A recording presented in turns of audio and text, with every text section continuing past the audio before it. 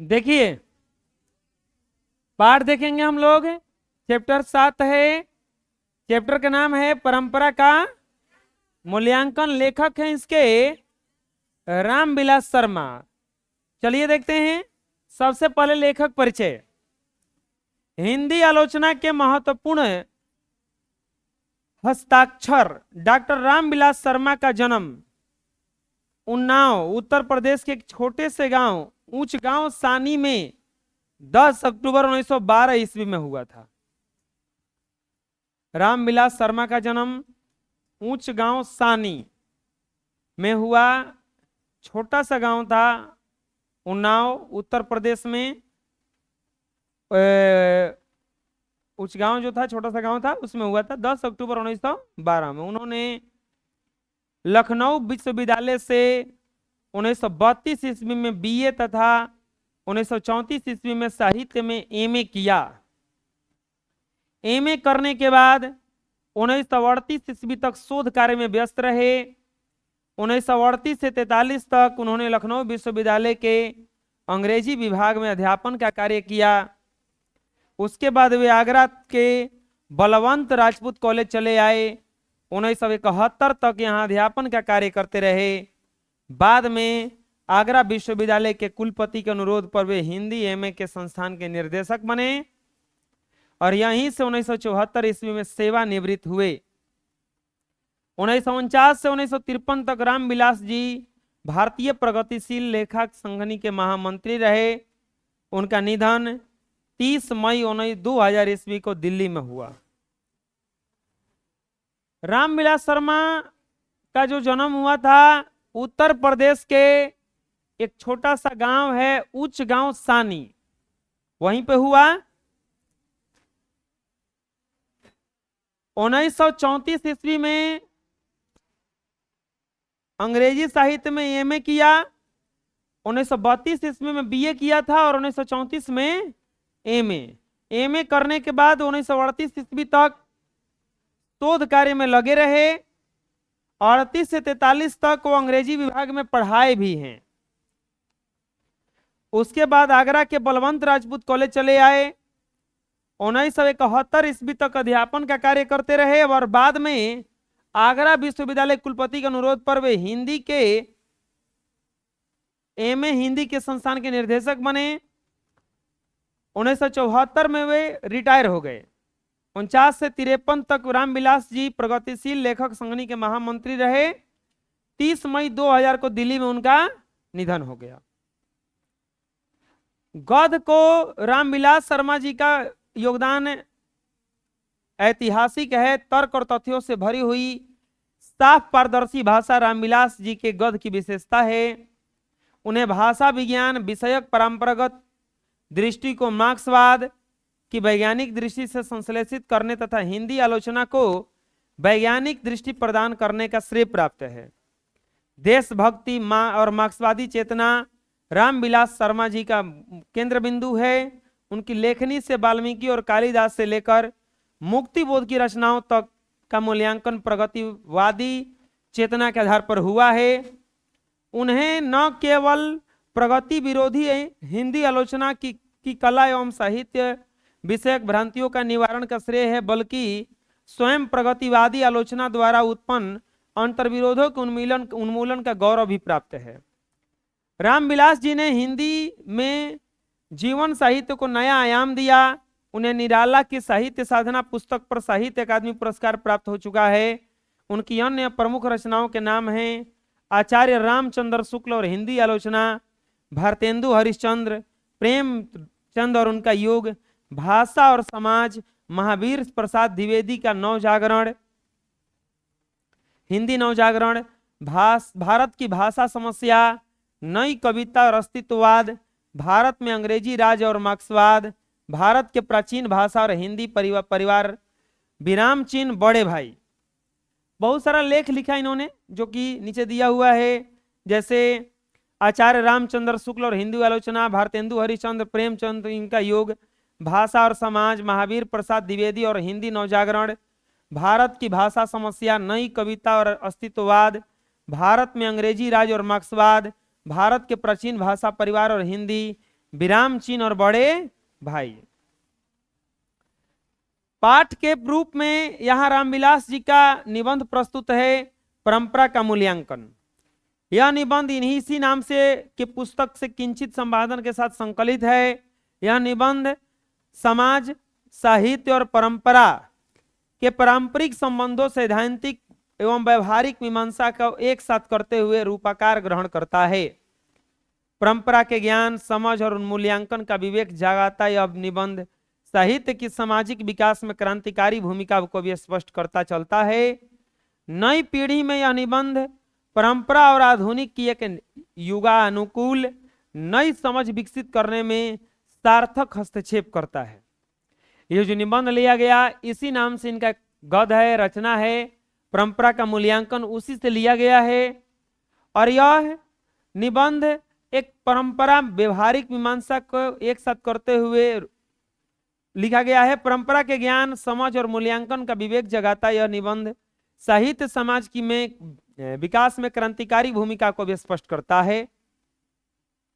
चलिए देखते हैं क्या है निबंध में, क्या कह रहे हैं।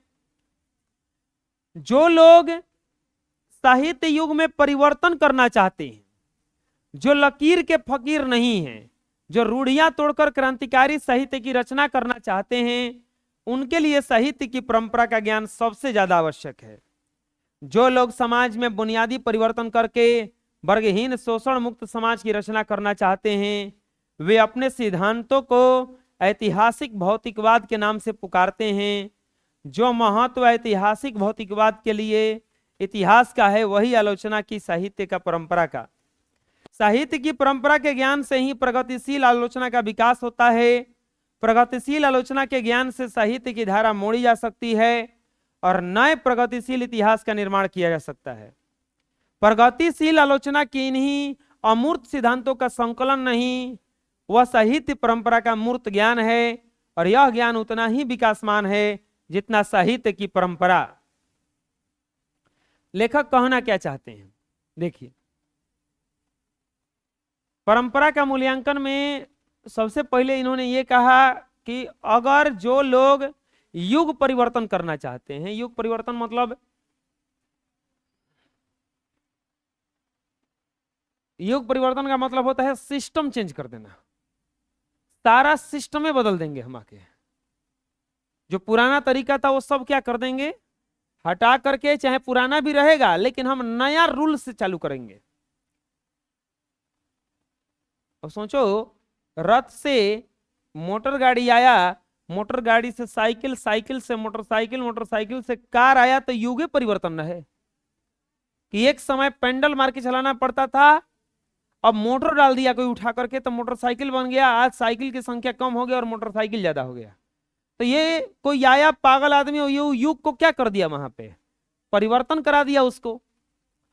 पहले लेटर लिखा जाता था, लिख करके हाथ से, कोई आया कैमरा बनाया, वीडियो बना के भेज दीजिए, डायरेक्ट जो भी कहना है सूचना में कह दीजिए। चिट्ठी भेजा जाता था, व्हाट्सएप बना दिया। तो ये क्या किया गया, एक युग परिवर्तन हुआ है, एक युग परिवर्तन न हुआ है। अभी भारत पाकिस्तान का युद्ध हुआ था, पहला बार वो पैदल जाके मारा था, दूसरा बार उड़ के मारा, तीसरा बार गोया भी नहीं, एजला बैठल बैठल ठोक दिया उसको, गया भी नहीं। तो युग परिवर्तन न है, जाके मारना पड़ता था। पहला बार पैदल चल के गया, दूसरा बार उड़ के गया और तीसरा बार गया ही नहीं, भेज दिया टारगेट सेट करके ही चले, हाँ जो इधर मार के ये वो सटीक निशाना जाके लगाता है वो। तो अगर आप वैसा करना चाहते हैं तो कुछ अलग तरीका से लेकर चलना होगा। वही कह रहे हैं ये कि प्रगतिशील आलोचना के ज्ञान से साहित्य की धारा मोड़ी जा सकती है और नए प्रगतिशील इतिहास का निर्माण, साहित्य का निर्माण किया जा सकता है। साहित्य की परंपरा का मूल्यांकन करते हुए सबसे पहले हम उन साहित्य मूल का निर्धारण करते हैं जो शोषक वर्गों के विरुद्ध श्रमिक जनता के हितों को प्रतिबिंबित करता है। हम उस साहित्य पर ध्यान देते हैं जिसकी रचना का आधार शोषित जनता का श्रम है और यह देखने का प्रयत्न करते हैं कि यह वर्तमान काल में जनता के लिए कहां तक उपयोगी और किस तरह उपयोगी हो सकता है। इसके अलावा जो साहित्य सीधे संपत्तिशाली वर्गों की देखरेख में रचा गया है और उनके वर्ग हितों को प्रतिबिंबित करता है, उसे परख कर भी देखना चाहिए कि अब ये उदयनशील वर्ग के साहित्य है या हर्षमान वर्ग का। यह स्मरण रखना चाहिए कि पुराने समाज में वर्गों की रूपरेखा कभी बहुत स्पष्ट नहीं रही। जहां पूंजीवादी का यथेष्ट विकास हो गया, वहीं संभावना होती है कि संपत्तिशाली संपत्ति वर्ग एक दूसरे के सामने पूरी तरह से विरोधी बनकर खड़े हों। पुराने साहित्य वर्ग में वर्ग हित साफ साफ टकराते हुए दिखाई दें, इसकी संभावना कम होती है। सभ्यता के अनेक तत्वों की तरह साहित्य में ऐसे तत्व होते हैं जो विरोधी वर्ग के काम आते हैं। आग जलाकर खाना पकाना मानव सभ्यता का सामान्य तत्व बन गया है। कल कारखानों में भाप और बिजली से चलने वाली मशीनों का उपयोग समाजवादी व्यवस्था में भी होता है और पूंजीवादी व्यवस्था में भी। हर सभ्यता का स्तर वर्ग युद्ध नहीं होता। इस तरह साहित्य का हर स्तर संपत्तिशाली वर्गों के हित से बंधा हुआ नहीं रहता। साहित्य की इस व्यापक दर को स्वीकार न करना वैसे ही है जैसे समाजवादी व्यवस्था में बिजली का उपयोग न करना, क्योंकि इसका आविष्कार पूंजीवादी समाज में हुआ था और उसका उपयोग पूंजीपतियों ने अपने हित में किया था। क्या कहना चाहते हैं अगले पैराग्राफ में कि जिसे यहां पर कहा हुआ है कि वैसा साहित्य का हमें ज्यादा ध्यान देना होगा जो वंचितों का, शोषितों का कुछ रूपरेखा प्रकट करता हो। इतिहास के बारे में कुछ गलत धारणाएं भी दी गई हैं। इतिहास में कभी कभी कहा जाता है कि इतिहास जो है लिखवाया गया है अपने से। इतिहास जो है लिखवाया गया है क्योंकि उस समय कोई था नहीं। अब अगर हम अपना स्ट्रगल लिखवाएंगे, अब कोई हमारा स्ट्रगल देखा नहीं है, हम कुछ लिखवा सकते हैं। हम लिखवा सकते हैं कि हमारा इंटर क्लास में पूरा मार्क्स आया हुआ था क्योंकि मार्कशीट नहीं था मेरे पास। मार्कशीट नहीं है तब जानिएगा कैसे? तो हम बोल सकते हैं ना कि मैट्रिक में मेरा इतना नंबर आया था। तो वही कह रहे हैं कि कुछ कुछ इतिहास बड़े बड़े लोगों के देख रेख में लिखा गया, साहित्य देख रेख में लिखा गया।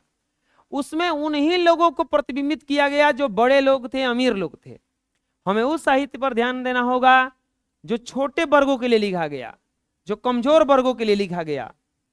कुछ कुछ चीजें अभी भी चल रही हैं जो आगे भी चलती रहेंगी। चाहे कितना भी बढ़िया बढ़िया सामान खाने वाला आ जाए, मेन खाने वाला चीज चावल गेहूं है। पिज्जा बर्गर कितना भी आ जाए, मेन जो चीज है जिससे पेट भर सके वो चावल है और गेहूं है। उसी से खाना बनेगा तो खाइएगा। कितना भी टेक्नोलॉजी आ जाए, खाना आंचे पे पकेगा। वो आंच चाहे हीटर से मिले, चाहे गैस से मिले, चाहे गोईठा से मिले और चाहे सौर ऊर्जा से मिले, खाना आंच से ही बनेगा, आग से ही बनेगा। तो वही करेंगे। कुछ कुछ पुराना वाला भी सही है, नया वाला को भी लेकर चलना होगा और उनको साफ देखना होगा जो पूंजीवादी वर्ग में प्रयोग होने वाला है। आजकल अगर अब सोचो, इस युग में आप बिजली का प्रयोग ना करो तो मूर्ख कहलाओगे कि तेज कहलाओगे? मूर्ख कहलाओगे। आज के युग में मोबाइल का यूज ना करो। अब गलत यूज ना करो, हम नहीं कह रहे हैं, यूज ना करो कहें। अब यहाँ कहीं फोन करना हो आपको कि यहाँ पे ये आ सकता है, जो काम फोन से हो सकता है, तो मोबाइल यूज नहीं करोगे तो क्या करोगे? गधा लेकर जाओगे, आओगे घूम के उजा, वही ना होगा। तो वही कह रहे हैं कि हमेशा वो पुराना वाला सिस्टम ठीक है नहीं होता। साहित्य मनुष्य के संपूर्ण जीवन से संबंध है। आर्थिक जीवन के अलावा मनुष्य एक प्राणी के रूप में भी अपना जीवन बिताता है। साहित्य में उसकी बहुत थोड़ी आदिम भावनाएं प्रतिफलित होती है जो उसे प्राणी मात्र से जोड़ती है। इस बात को बार बार कहने में कोई हानि नहीं है कि साहित्य विचारधारा मात्र नहीं है, उसमें मनुष्य का इंद्रिय बोध, उसकी भावनाएं भी व्यंजित होती हैं। साहित्य का यह पक्ष अपेक्षाकृत अस्थायी होता है। मनुष्य सही अगर देखा जाए तो केवल एक आम जीवन भी बिताता है। साहित्य के क्रम में साहित्य के विकास की प्रक्रिया उस तरह संपन्न नहीं होती जैसे समाज में। सामाजिक विकास क्रम में सामंती सभ्यता की अपेक्षा पूंजीवादी सभ्यता को अधिक प्रगतिशील कहा जा सकता है। पूंजीवादी सभ्यता के मुकाबले समाजवादी सभ्यता को पुराने चरखे और करघे के मुकाबले मशीनों के व्यवहार से श्रम की उत्पादकता बढ़ गई है, पर यह आवश्यक नहीं कि सामंती समाज के कवि पूंजीवादी समाज का कवि श्रेष्ठ हो, और यह भी संभव नहीं कि आधुनिक सभ्यता का विकास कविता के विकास का विरोधी हो और कवि स्वयं बिकाऊ माल बन रहा हो। व्यवहार में यही देखा जाता है कि 19वीं और 20वीं सदी के कवि क्या भारत में या क्या यूरोप में पुराने कवियों को घोटे जा रहे हैं, कहीं उनके पास पहुंच जाते हैं तो अपने को धन्य मानते हैं। देखो अब ये पुराना वाला पे लेके चले हैं, अगर आप ही अपना जीवन देखिएगा, अभी तो मान लीजिए कि 14-15 साल के होंगे, 13-12-13 साल के, आज से 5-7 साल पहले चले जाइएगा तो और आज में तुलना है, पहला वाला ठीक था कि आज वाला ठीक है? क्या ठीक था पहले वाला? क्या ठीक था पहले वाला? बताओ बताओ। अरे आज से 5 साल पहले तो याद होगा, कुछ हो तो याद होगा कि उस समय 3 पहिया गाड़ी आता था चलने के लिए, आज वाकर आता है। आजकल 3 पहिया गाड़ी लकड़ी का बना हुआ था लेकर ढिमला जाता था लेकर। पहले वाला युग में कुछ तो अंतर होगा, पहले वाला के तुलना में आज बहुत अच्छा हो गया है। अब ये कह रहे हैं, देखो लंका पे चढ़ाई हुआ था उस समय ना, तब बांदर भालू पैदल गए थे। आज पैदल थोड़ा नहीं जाता है कोई, आज कहीं हमला होता है तो पैदल जाओगे? जाता नहीं। युद्ध करे, पैदल जाने में पता चला कि युद्ध खत्म, घोड़ दुखा गई, चप्पल खिया गई। पहले चप्पल युद्ध पहनता नहीं था है। ये क्या कह रहे हैं कि आज युग बदल रहा है, पहले से सब कुछ बेहतर होता जा रहा है, ठीक है, लेकिन इसका मतलब ये नहीं। अब समझ लो, और बताते हैं तुमको। सामंती युग, सामंती सभ्यता, पूंजीवादी सभ्यता क्या है? सामंती सभ्यता पुराना सभ्यता कहा जाता है, पूंजीवादी सभ्यता अभी को। अभी हर चीज का पूंजी आ गया ना, हर चीज का खर्च बढ़ गया, हर चीज का खर्च। पहले उतना खर्च तो ना होता था, पहले आदमी मानवता पे चलता था, इंसानियत पे चलता था, इंसानियत पे चलता था। अब इंसानियत पे नहीं, पैसा पे सब कुछ चलता है, पैसा पे चलता है ना। पैसा दीजिएगा तो खाना मिलेगा, नहीं तो घरे घरे हटो ये हटो हटो ये बैठो मत करो, किनारा हटो। अभी देखो बताते हैं तुमको, सीधा जीता जाता एग्जाम्पल मिल जाएगा। अभी तुम बाबा धाम के लिए यात्रा पर निकलो, आप निकलो, जगह जगह रैन बसेरा लगा हुआ है। रैन बसेरा मतलब वो पंडाल बना दिया है, सब ऊपर तिरपाल छा दिया है। वो लोग 1 महीना पहले से काम करना चालू करता है, 1 महीना कमाएगा बढ़िया से, वो जबरदस्त कमाएगा पैसा। वहां पे जगह जगह घेर घेर करके टॉयलेट बना दिया, टॉयलेट में जाकर के घुस के आए तो शायद उस समय 5 रुपये लगता था, अब 10 रुपये से कम नहीं लेगा, 10 रुपया। बाथरूम से आने के बाद आपको नहाना है, जहां नहाने गए तब मोटर चला के पानी गिरा दिया है। नहाने गए, जिसने नहा के निकले 10 रुपया। चौकी लगाया है बैठने के लिए, चलते चलते थक गए, बैठ गए, 10 मिनट से ज्यादा बैठे, 5 मिनट से ज्यादा, पैसा पैसा नहीं है, खाली करो, हटो, हट डीजल हट, ढकेल के भगाता है, ढकेल के उठा देगा तुमको, मरबो करेगा। इंसानियत है उजा 1%। वो लगेबे किया उसी के लिए, भोजन देगा, खाना 2 रोटी देता है। उस समय 5 रुपये लेता था, हमको 10 रुपये से कम नहीं लेगा वो इतने। ये अब बताओ कहाँ नहीं आदमी बैठेगा, और कहीं दूसरा जगह बैठने के लिए कुछ नहीं है। वही लोग लगाया है चौकियां से, चौकी, बेंच, पोल, ईटा पत्थर सरिया के कसम खड़ा के लिए बड़ा सन, कोई आई तो बैठे बैठे करिए आदमी, भेड़ बकरी से जाता पूरा एकदम भीड़ चलता है, एकदम भीड़ चलता है, भीड़। और उठा देता है वो, जब 10 को खड़ा के लिए बड़ा सन, देखो तो ये कौन आके बैठल, हाँ ये बैठल बा, जैसे 5 मिनट भले भैया पैसा दा, हाँ कोची का पैसा, जब बैठल ना हला पैसा, बैठला का पैसा। तो वो कर रहे हैं कि मतलब अब से चलो ठीक है, ये बढ़िया चीज भी है और खराब है। बढ़िया कैसे है? आपको जगह मिल जा रहा है, अब सो भी सकते हैं, वहां पे पैसा देके सो भी सकते हैं। पहले ये सब नहीं था, अपन अपन बिछा बिछा के सोना पड़ता था, बढ़िया हो गया ना, पैसा रहेगा तब। तो कह रहे कि पुराना जमाना से बढ़िया तो हो गया, लेकिन कभी पुराना जमाना से बढ़िया थोड़े ना हुए हैं, पुरान के ठीक था। पुराना जमाना में रामायण बना, आज तक रामायण नहीं बना जो बना दिए। अब आजकल का गाना आता है ना, पहले कितना बढ़िया बढ़िया गाना आता था, बैठ के सुनोगे तो लगेगा कि कौन दुनिया में चले गए। आज सुन लोगे पूजा तो पता चला दुनिया में है कि नहीं है, लगता है दुनिया छोड़ के चले गए उस समय।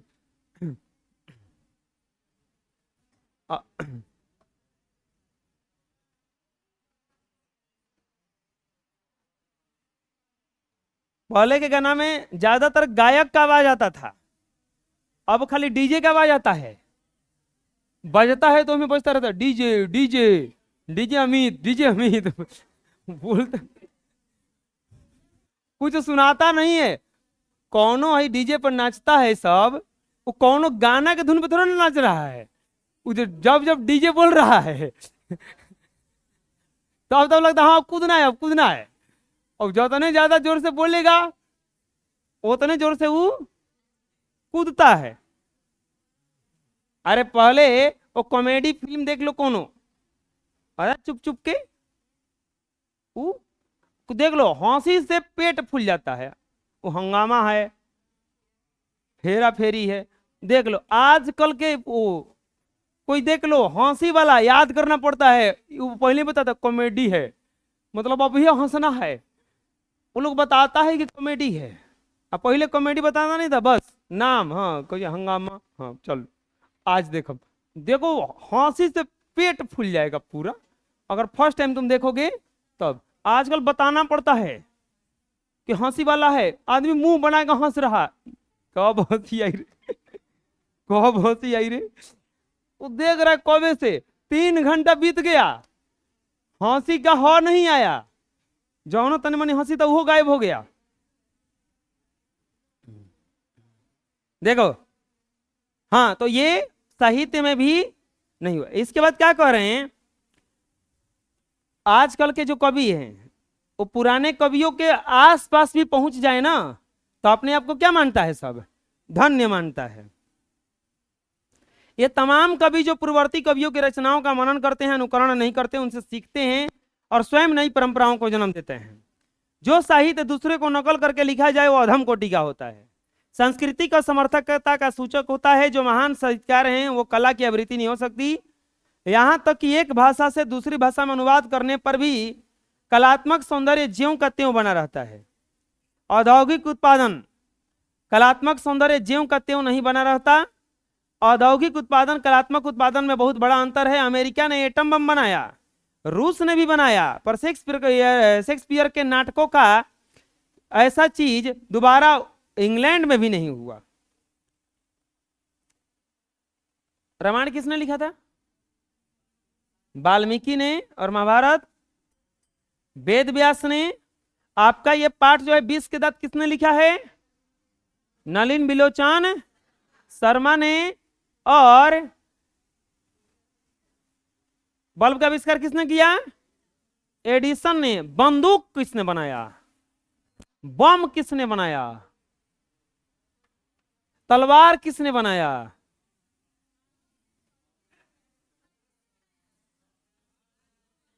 किसने? क्या बोल रहे हो? छाड़ी। ये किसने बनाया? हाँ, ये किसने बनाया? अरे हम काहे बनाए? मतलब हम आविष्कार किए हैं? हम तो आविष्कार किए होगा, कॉपी ना किए हैं जी। हम का सिखा, गधा लोग है सभी लोग, हम का सिखाना चाह रहे हैं, ये लोग का समझता है का हमको। हम कुछ और एग्जाम्पल देके समझाना चाहते थे, ये हमारा बतिये बदलवा दिया। छोड़ी किसने बनाया? एगो से बात निकला तो एगो सपोर्ट करा, बोल रही बोल बोल वो क्या है? वो गदावा वाला हाल है, सरबियन वाला। अरे हम ही सिखाना चाहते थे कि लेख लिखा हुआ अगर आप कुछ रचना कर दोगे तो सदियों तक पढ़ा जाएगा। कोई ऐसा वस्तु बना दो जिससे हमला हो, खतरा हो, उसको कोई याद हो रखता उखता। हम ये सिखाना चाह रहे थे कि 20 के दांत आज हम लोग पढ़ रहे हैं, जिससे हमें शिक्षा मिलती है। बंदूक को बहुतों को याद नहीं होगा कि किसने बनाया है।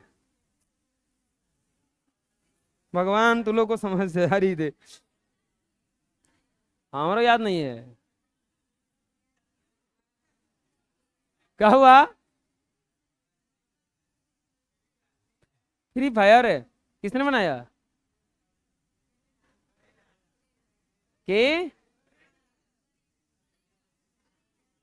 हरेना ने?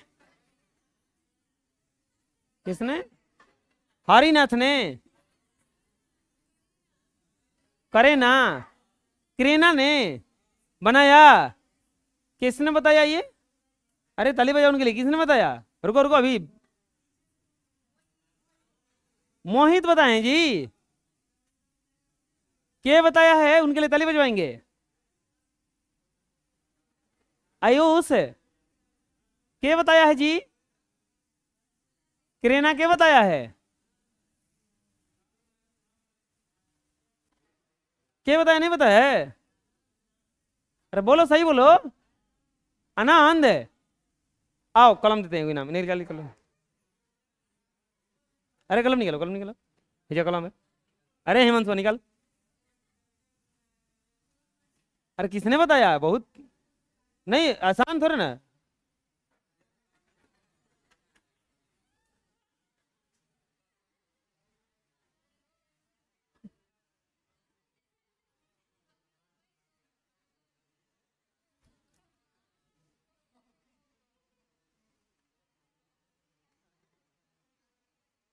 लाओ डिब्बा दे दे दे, कॉलम खाली तो थोड़ा। अब वहाँ किसने बताया? आओ ले जाओ, ले जाओ, आओ। अरे आओ आओ, जो बताया है ले जाओ।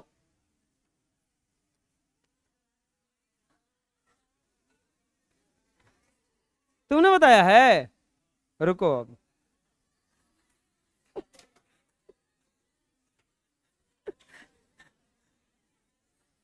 हमारा का मतलब नहीं के तो याद के लिए बड़ा तनी पूछ ली। खड़ा हो जाओ। बताओ, डॉक्टर भीमराव अम्बेडकर का जन्म कहाँ हुआ था? कौन बता रहा है उसको? अब कौन बताया तुमको, ये बताओ अब, कब हुआ था? वाह रे करीना, अरे रख रहे हो वापस रख, पैसा लगल बा।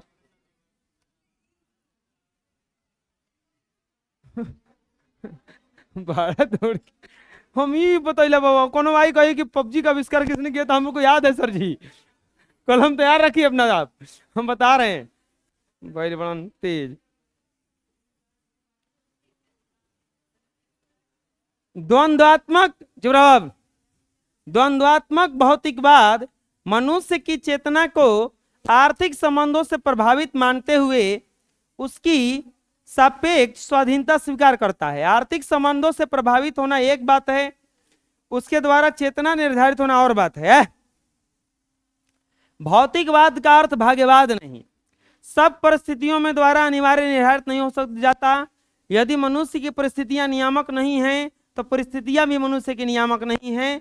दोनों का संबंध द्वंद्वात्मक है। यही कारण है कि साहित्य सापेक्ष रूप में स्वाधीन होता है। गुलामी अमेरिका में थी, गुलामी एथेंस में थी, किंतु एथेंस की सभ्यता ने सारे यूरोप को प्रभावित किया। गुलामी के अमेरिकी मालिकों ने मानव संस्कृति को कुछ भी नहीं दिया। चुप रहो, कौन है जी? सामंतवाद दुनिया भर में कायम रहा, पर इस सामंती युग ने महान कविता के दो ही केंद्र थे, भारत और ईरान। पूंजीवादी विकास यूरोप के तमाम देशों में हुआ, पर Raphael, Leonardo da Vinci, Michelangelo की इटली की देन है। हम यहाँ एक और देखते हैं कि विशेष सामाजिक परिस्थितियों में कला का विकास संभव होता है, तो दूसरी ओर यह भी देखते हैं कि समान सामाजिक परिस्थितियां होने पर भी कला का विकास समान नहीं होता। यहाँ हम असाधारण प्रतिभाशाली मनुष्यों की अद्वितीय भूमिका को भी देखते हैं। साहित्य के निर्माण में प्रतिभाशाली मनुष्यों की भूमिका निर्णायक है। इसका अर्थ यह नहीं कि मनुष्य जो करते हैं वो सब अच्छे होता है या उनके नेतृत्व कृतित्व में दोष नहीं है। कला का पूर्णतः निर्दोष होना भी एक दोष है। ऐसी कला निर्जीव होती है। इसीलिए प्रतिभाशाली मनुष्यों के अद्वितीय उपलब्धियों के बाद कुछ नया और उल्लेखनीय करने की गुंजाइश बनी रहती है। आजकल व्यक्ति पूजा की काफी निंदा की जाती है, किंतु जो लोग सबसे ज्यादा व्यक्ति पूजा की निंदा करते हैं, सबसे ज्यादा व्यक्ति पूजा का प्रचार भी करते हैं। कोई भी साहित्यकार आलोचना से परे नहीं है। यह राजनीतिक दावा और भी नहीं कर सकते। इसलिए साहित्य के मूल्य राजनीतिक मूल्यों की अपेक्षा अधिक स्थायी है। अंग्रेज कवि टेनिसन ने लैटिन कवि वर्जिल पर एक बहुत अच्छी कविता लिखी थी। इसमें इन्होंने कहा था कि रोमन साम्राज्य का वैभव समाप्त हो गया, पर वर्जिल के काव्य संग्रह सागर की ध्वनि तरंगे हमें आज भी सुनाई देती है और आनंद हृदय को आनंद विहल कर देती है। कह सकते हैं कि जब ब्रिटिश साम्राज्य का कोई नाम लेवा और पानी देवा नहीं रह जाएगा, तब शेक्सपियर, मिल्टन और शैली विश्व संस्कृत के आकाश में वैसे ही संस्कृति के आकाश में वैसे जगमगाते नजर आएंगे जैसे पहले, और उनका प्रकाश अपेक्षा करोड़ों नई आंखें देखेंगी।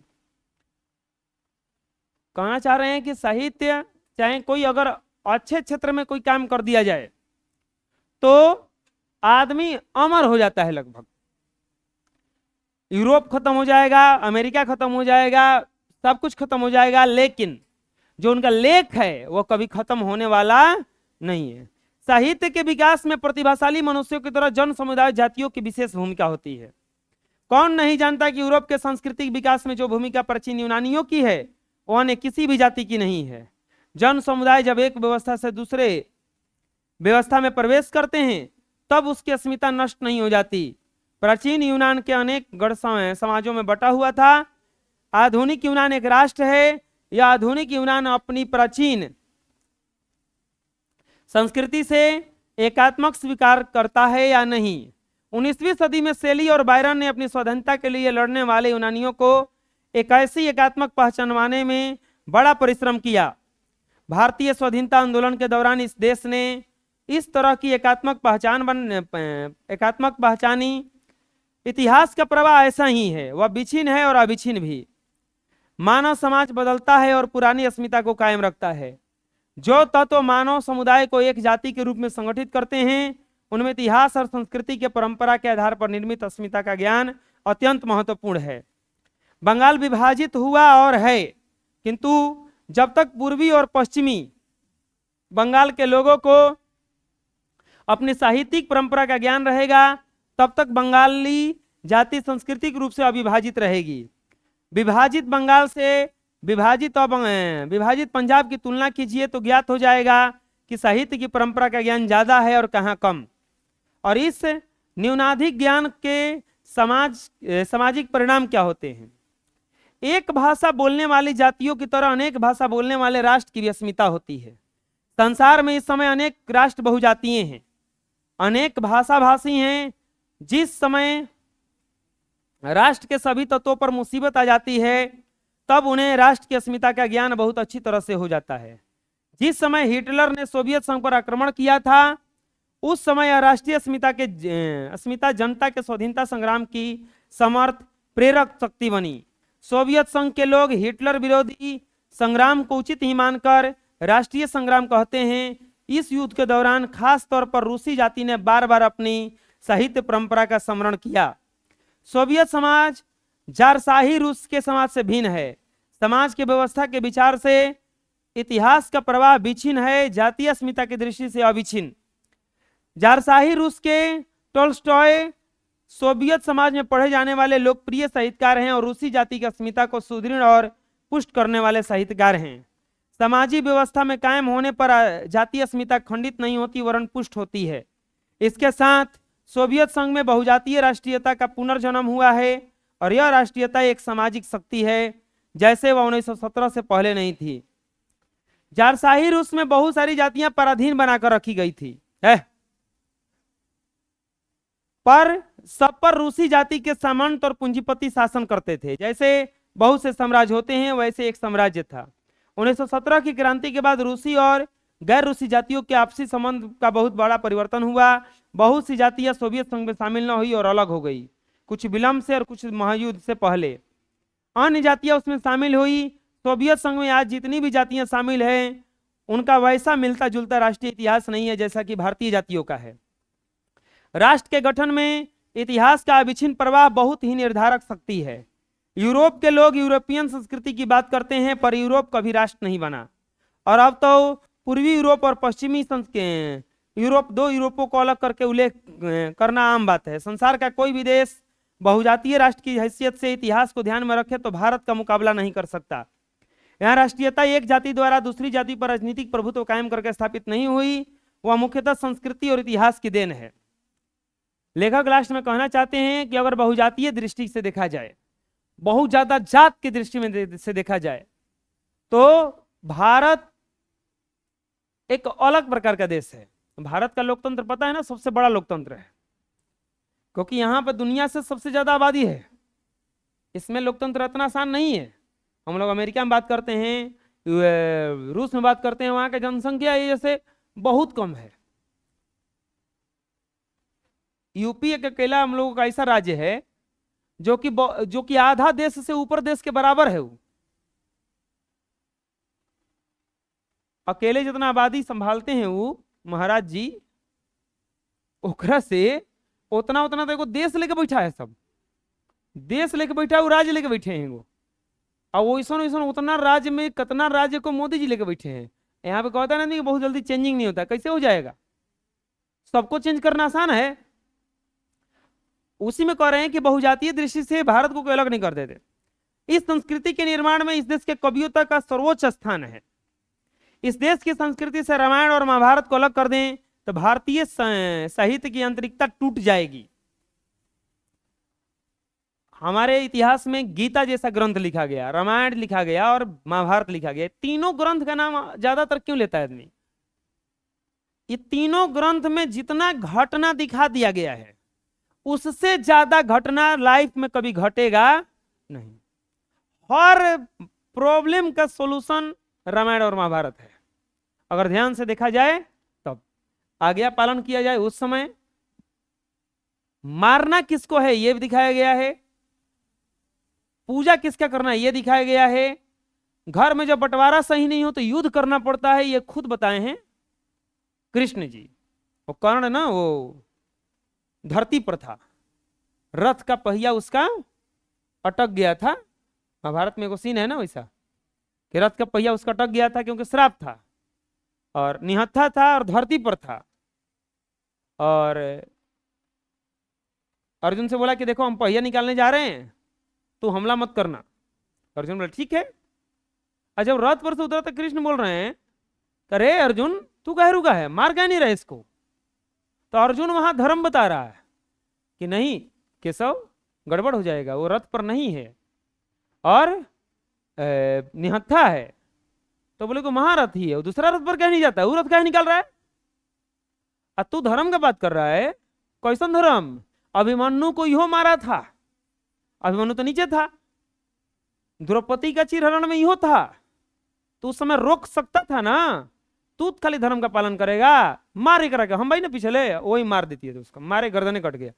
तो हर प्रॉब्लम को बताया गया उसमें। वही कह रहे हैं कि अगर रामायण महाभारत को अलग कर दें तो भारत का संस्कृति ही अलग हो जाएगा लगभग।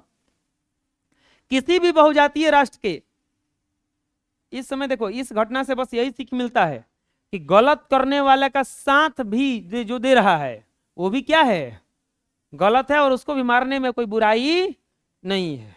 और हम नहीं खुद भगवान कहेंगे मारो इसको, मारना हम जो है देखेंगे।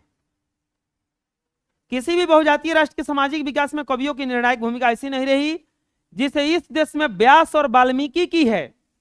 इसीलिए किसी भी देश के साहित्य परंपरा का मूल्यांकन उतना महत्वपूर्ण नहीं जितना इस देश का है। यदि सामंती व्यवस्था कायम रहने पर जारशाही रूस नवीन राष्ट्र के रूप में पुनर्गठित हो सकता है, तो भारत समाजवादी व्यवस्था कायम होने पर यहाँ राष्ट्रीय अस्मिता पहले से कितना पुष्ट होगी इसकी कल्पना नहीं की जा सकती। वास्तव में समाजवाद हमारी राष्ट्रीय सत्ता है। पूंजीवाद व्यवस्था में शक्ति इतना अव्यय होता है कि उसका कोई हिसाब नहीं। देश के साधनों का सबसे अच्छा उपयोग समाजवादी व्यवस्था में ही संभव है। अनेक छोटे बड़े राष्ट्र जो भारत से ज्यादा पिछड़े हुए हैं समाजवादी व्यवस्था को कायम करने के बाद की अपेक्षा के बाद पहले से कहीं ज्यादा शक्तिशाली हो गए और उनकी प्रगति का रफ्तार किसी भी पूंजीवादी देश की अपेक्षा तेज है। भारत की राष्ट्रीय क्षमता का पूर्ण विकास समाजवादी व्यवस्था में ही संभव है। ऐसे तो भारत में पूंजीवादी चलता नहीं है, समाजवादी नहीं चलता है, मिश्रित चलता है। आधा पूंजीवादी है और आधा समाजवादी है। समाजवादी उसको कहा जाता है जिसमें संसाधन पर पूर्ण अधिकार सरकार का हो, और पूंजीवादी कहा जाता है उसको जहां पर संसाधन का पूर्ण अधिकार पूंजीपतियों का हो, अमीरों पर हो। जैसे अमेरिका हो गया, वहां पूंजीवादी चलता है, वहां अमीर शासन चलाता है। एलन मस्क का नाम सुना है ना? उसने ट्विटर खरीद लिया था। ट्विटर क्यों खरीद लिया? क्योंकि वो ट्रंप खड़ा हो रहा था चुनाव में और उसको कोई ट्वीट करने से रोक दिया था। तो बोला कि ट्वीट करने से रोक रहा है, रुक, हमें करेगा, खरीद ले रहे हैं अपने भी। तो खरीद लिया था उस समय। तो वो पूंजीवादी चलता है वहां पे व्यवस्था, वहां पे पूंजीपति चाहे तो कुछ भी कर सकता है। और साहित्य की परंपरा का पूर्ण ज्ञान समाजवादी व्यवस्था में संभव है। समाजवादी संस्कृति पुरानी संस्कृति से नाता नहीं तोड़ती,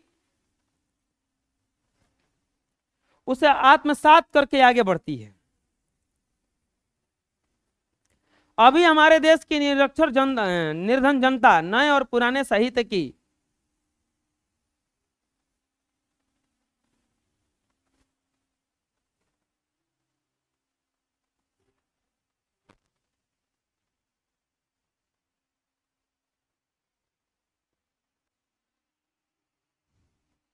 पुराने साहित्य की महान उपलब्धियों के ज्ञान से वंचित है।